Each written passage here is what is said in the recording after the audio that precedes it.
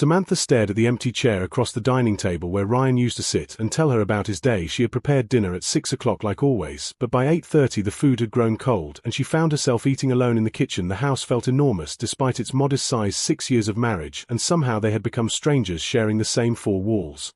Ryan was away again on another business trip. He always seemed to be away these days. She remembered when he used to turn down extra projects to spend evenings with her. Now he volunteered for every opportunity that kept him at the office or in different cities. She sighs heavily as she pushed the plate away, knowing that tomorrow she would have to reheat it or throw it out. The truth was that Samantha could not remember the last time Ryan had really looked at her, not just glanced in her direction while scrolling through his phone, but truly looked at her the way he used to when they first started dating. She found herself wondering if this was what love looked like when it died slowly and quietly without dramatic arguments or tears, just a fading away like the color draining from old photographs. She had considered leaving him so many times. Her best friend Emma had even offered to help her pack. The thought of divorce filled her with sadness, but also with a strange kind of relief, because at least it would be honest about what they both seemed to feel. The current situation was like existing in a fog where nothing was quite real anymore, and both of them were just going through motions they had perfected. That evening, after finishing the dishes, Samantha poured herself a glass of wine and called Emma, voice trembling. With exhaustion, she told her friend everything about how hollow their marriage had become. Emma listened carefully while Samantha described the nights when Ryan came home late and went straight to his study, the mornings when they sat in silence over breakfast, the weekends when they occupied different rooms pursuing separate interests with zero effort to bridge the gap between them. As Samantha spoke, she found herself revealing something she had never said out loud before, whispering, as if the house itself might judge her. She admitted that she still loved Ryan deeply, and that was what made everything so much harder. If she had fallen out of love, it would have been easier to leave, but instead she was drowning in a marriage with someone she still cared about while feeling completely invisible and unwanted. Emma listened with compassion, but also with something else in her voice, something that suggested she knew more than she was saying. Samantha did not notice how carefully Emma chose her words, or how she seemed to know details about Ryan that Samantha had never actually told her, but in that moment Samantha was too caught up in her own pain to wonder about the strange certainty in her friend's tone. The confession hung between them like a question waiting for an answer, and Samantha realized that speaking these words aloud made their marriage feel even more fragile and uncertain than before. She, crying, softly admitted that she was afraid if she could not fix this, maybe nobody could. Lesson: the story teaches us that silence and avoidance in relationships breed disconnection and loneliness. Even when we love someone deeply, we must find the courage to communicate our real feelings rather than letting fear and pride create walls between us. Samantha learns that vulnerability is not weakness, but the only bridge that can reconnect two people who have drifted apart. Ryan walked through the front door 3 days earlier than expected. His business meeting had concluded early, and for the first time in months he felt a strange urgency to come home. He was tired of living in hotel rooms, tired of the distance that seemed to grow wider with every passing week. He had spent the flight home thinking about Samantha, wondering if it was too late to fix what they had broken together. He found her in the living room, curled up on the couch with a book, but her eyes were staring out the window, not at the pages. She looked fragile, somehow smaller than he remembered. Gasping slightly when she noticed him, she sat up quickly as if she had been caught doing something wrong. The awkwardness between them felt suffocating, and Ryan realized with painful clarity just how much they had lost. Samantha had not expected him home, and her face showed a mixture of emotions, at once surprise, nervous excitement, and something else that looked like fear. She stood up, stammers his name as if she was not quite sure how to greet her own husband. The distance between them felt like miles, even though they were in the same room. Ryan placed his bag down slowly and looked at her with an intensity she had not seen in years. Voice trembling, he asked her if they could talk, really talk, not just the surface-level conversations they had been having for months. Samantha nodded, feeling her heart racing, knowing that something was different about this moment. Something was shifting between them. They sat together on the couch, and Ryan began to speak, quietly. At first, then with more strength, he confessed that he had been miserable and that his work obsession was a way to escape his own failure. He told her that he knew he had been distant and cold, that he had built walls around his heart because he was terrified that he was not good enough to save their marriage. He admitted that he had made mistakes that he was ashamed of and that he did not know how to fix anything anymore. Samantha listened with her heart pounding. She had expected anger or indifference, but instead she heard vulnerability and raw honesty from the man she thought she had lost. Ryan was finally opening up and revealing all the pain and fear he had been carrying alone. He reached for her hand, nervous about whether she would pull away, but she did not. She squeezed it gently, and suddenly all the words she had spoken to Emma came flooding out. This time she spoke them directly to Ryan. She told him that she still loved him, that she had never stopped loving him, that what hurt most was feeling invisible and rejected. The confession hung in the air between them like something precious and fragile, both of them crying, softly realizing that all this time they had been drowning in the same ocean, unable to reach each other because neither one had been brave enough to swim toward the other. Lesson: This part teaches us that vulnerability and honesty are the keys to reconnect. And Ryan learns that admitting our fears and failures is not weakness but the foundation for healing. Samantha discovers that speaking her truth to the person who matters most is far more powerful than speaking it only to a friend. The mistake they both made was letting pride and fear silence them from their partner. The conversation continued deep into the night as Ryan and Samantha peeled back layers of pain and misunderstanding that had accumulated over years. They sat facing each other, now truly present in a way they had not been in a very long time. Ryan confessed that his work obsession stemmed from something deeper than just career ambition. He admitted that years ago he had made a mistake early in their marriage, something he had never told her about. He had been unfaithful once during a moment of weakness, and though it had lasted only one night, it had haunted him ever since. He carried the guilt like a stone in his chest, believing that he did not deserve Samantha's love, that he was fundamentally broken and unworthy.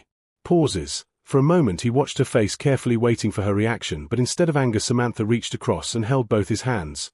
Quietly, she asked him why he had never told her before. Ryan explained that he was too afraid to lose her, that he thought if she knew the truth she would leave him, and so instead he had slowly become a ghost in their home, unconsciously pushing her away first before she could leave him. Samantha felt tears streaming down her face, but not from anger, from understanding. She told him, voice trembling, that his silence had hurt her more than any confession could have. She said that his distance made her feel like she was the problem, that she was not enough to make him want to stay present in their marriage. She had internalized his coldness as rejection of her when really he was punishing himself. Then Samantha revealed her own truth. She confessed that she had been unhappy not just because of him but also because of her own selfishness. She admitted that she had been so focused on what Ryan was not giving her that she had stopped trying to give anything to him. She had become resentful and bitter, blaming him for her loneliness, when really she had also retreated into her own world. She realized that she had used his distance as an excuse to stop fighting for their marriage. Gasping slightly as these words left her mouth, Samantha felt both liberated and terrified. She had never admitted before that she shared responsibility for their decline, that she too had made choices that pushed them apart. Ryan listened without judgment, and then, big laugh. Not from humor but from relief that they were finally being honest with each other. They talked about the infidelity and what it meant. They discussed the mistakes they had each made, the ways they had hurt each other, the patterns they had fallen into. They acknowledged that fixing their marriage would not be simple or quick, but that they finally understood that the problem was not that they had stopped loving each other, it was that they had stopped communicating. As dawn broke through the windows, they sat in silence, but it was a different kind of silence now. It was peaceful rather than hollow. It was full of possibility rather than despair. They had not solved everything yet, but they had taken the first step toward healing by speaking their truths. Excited about what might come next, Ryan suggested they seek professional help together, marriage counseling, something he had been too proud to suggest before. Samantha agreed, immediately relieved that he wanted to fight for them, that he was willing to do the hard work.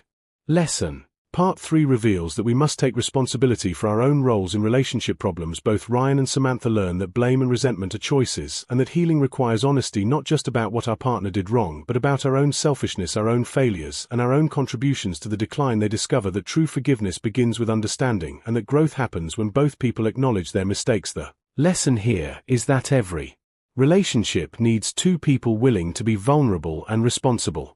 3 months had passed since that transformative night, and Ryan and Samantha had been attending marriage counseling every week with a therapist named Dr. Patricia Morrison. The sessions were challenging and often uncomfortable, but they were also the most hopeful they had felt in years together. They were learning new ways to communicate, new ways to listen, and new ways to love each other more intentionally.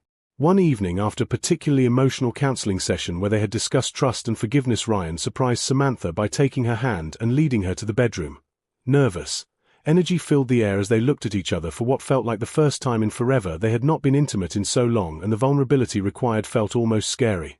They came together slowly, gently relearning each other's bodies and hearts. It was not passionate and wild like their early days, but it was deeper, more meaningful, more real. They were present with each other fully and completely, and afterwards, as they lay in the darkness, Ryan, whispering, told her that he loved her, that he had always loved her, that he was sorry it had taken him so long to remember how to show it.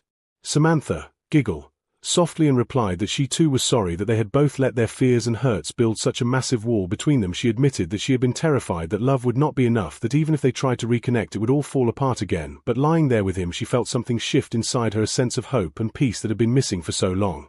They began spending more time together, intentionally making dates and prioritizing their relationship. Ryan started coming home at reasonable hours and actually being present when he was there instead of buried in his work. He made a conscious effort to listen to Samantha, really listen without planning his response or thinking about work deadlines. Samantha in turn made efforts to be more patient, more understanding, and to express her appreciation rather than her frustration.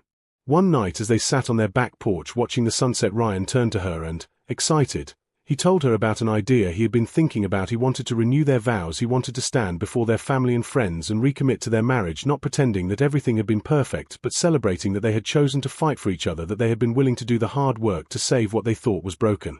Samantha, gasping, with joy, threw her arms around him and, big laugh. Through happy tears she said yes. She told him that renewing their vows would be beautiful, that it would symbolize their fresh start and their commitment to never letting silence and distance creep back into their lives. They began planning the ceremony together, something they had not done since their wedding day so many years ago. This time it felt different, more mature, more real. They were not planning a celebration of new love, but a celebration of love that had been tested and had survived. They were planning a tribute to choosing each other over and over again. In the weeks leading up to the ceremony, Ryan and Samantha reflected on how far they had come. They thought about all the pain they had caused each other, all the missed conversations and lost moments. They also thought about how much stronger they were now, how much deeper their love had become because they had faced the darkness together and chosen to walk into the light.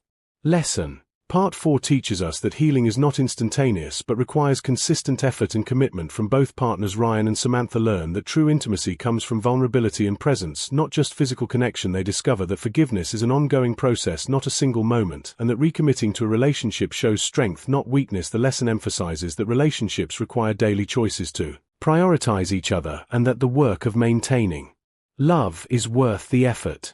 The day of their vow renewal arrived on a beautiful autumn afternoon. The ceremony was small and intimate, with only close family and friends present, including Emma, who had been such a crucial part of their journey toward honesty. Ryan stood at the altar in a tailored dark suit, his hands slightly trembling with emotion as he watched Samantha walk toward him in an elegant cream-colored dress. She looked radiant and more beautiful to him than she ever had, because he could see the strength and resilience in her eyes.